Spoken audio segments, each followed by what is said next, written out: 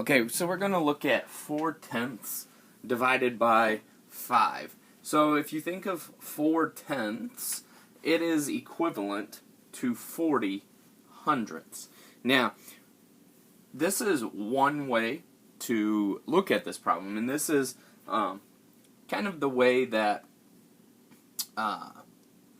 the Khan Academy video is showing you how to visually think of this problem. So if you look at 4/10 and realize that it is the same thing as 40 hundredths, then we can kind of figure out, okay, I need to take those 40 hundredths and put them into 5 equal groups. Now the video, what they do is they do okay, I can look at this and put them into 5 groups, but how do we know how many go into each group, other than just kind of looking and guessing? So what I'm going to show you is a different way to look at this problem. If you think of, okay, how many pieces are in 40 hundredths? And it's 40 of those pieces. And can I take 40 of something and divide those evenly into 5 groups? And the answer to that is yes. And the reason that we look at this as 40 hundredths instead of 4/10 is because if I have 4 of anything, it's hard to put them into 5 equal groups evenly. If I have 4 whole things, I can put them into 4 groups evenly, but I can't put them into 5 groups evenly. So we have to figure out a way to put those into something that we can divide into 5 groups. And it just happens to be 40. So I know that there are 40 little squares there, or 40 hundredths, if you will.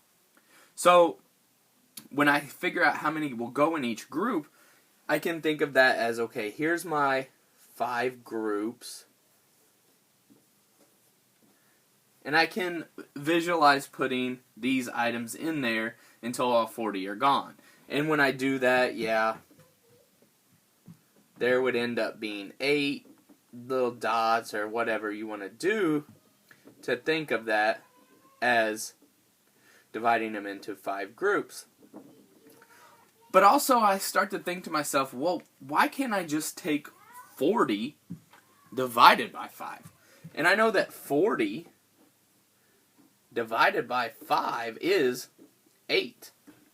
So what does that mean? If I have 8 of those hundredths in a group, so that's what those dots really represent, is 8 hundredths.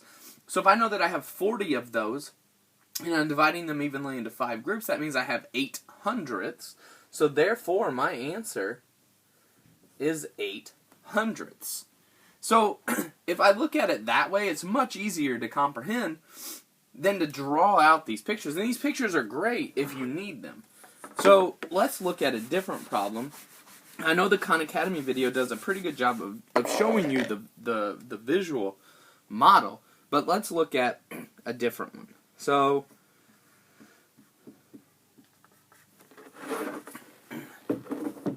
I'm going to take 35 hundredths divided by 7. We know that 40 hundredths divided by 5 was 8 hundredths. So let's look at what is 35 hundredths divided by 7. So instead of drawing out all of my model, I know, because of my multiplication facts and my division facts, that I can take 35 divided by 7.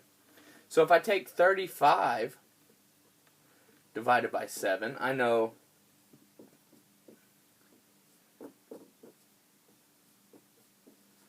my multiples of 7 here. 7, 14, 21, 28, 35. So therefore, 35 divided by 7 is 5. So if 35 hundredths, so if I think visually, I had 35 of those little pieces that represent hundredths, and if I were to put them into 7 groups, I would get 5 of those little pieces in each of those groups. So, therefore, it is 5 hundredths. Okay? So that's another way to look at that. And it's, in my opinion, it's easier to look that way opposed to drawing out 100 squares. So let's do one more.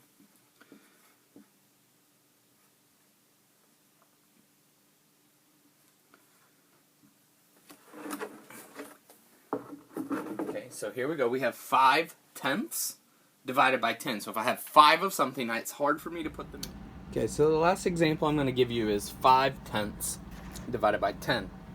And so if I think to myself, if I have 5 pieces that are worth 1/10 each, can I divide those into 10 equal pieces? And the answer is no. So I have to think of that as not only 5/10, but 50 hundredths. So if I have 50 hundredths, I can then take 50 things and put them into 10 equal groups. So 50 divided by 10 would be 5. So that is not my 5 is not my answer there because I'm dealing with hundredths. So that is 5 hundredths would be my answer. So how do I write 5 hundredths? Well,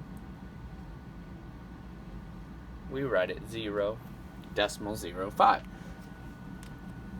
So the reason I chose this type of problem to show you for the last example is because I wanted to look at our rules of place value. When we multiply or divide by 10, all we really do is take that digit and move it one spot to the left or right, depending on if we are multiplying or dividing. Also, if we're dealing with decimals, we can just move the decimal point. So if I have 5/10 divided by 10, that means my number is going to be getting smaller. Therefore, the 5 will move to the right one spot, or we would move the decimal to the left one spot. Either way, same thing, makes the number smaller. So if I take that 5 that was in the tenths, and I know I'm dividing it by 10, so that means I'm going to move it one space. Look, the 5 that was in the tenths simply moves to the hundredths place, or my decimal moves one spot, it now becomes 0.05. So we have to think of this as how many pieces we have and how many we're dividing them into whole groups. That's the biggest thing to remember here. We are putting these things into 10 whole groups. Another rule that we've thought about during division is if we are dividing by a whole number, that means our number is going to be getting smaller. Just like when we multiply by a whole number. If we multiply by a whole number, our number will be getting bigger. Okay, I should say a whole number greater than 1. So, this is the last example I wanted to show you because it goes back to some of the key principles that we've looked at, which is place value when we are multiplying and dividing by 10.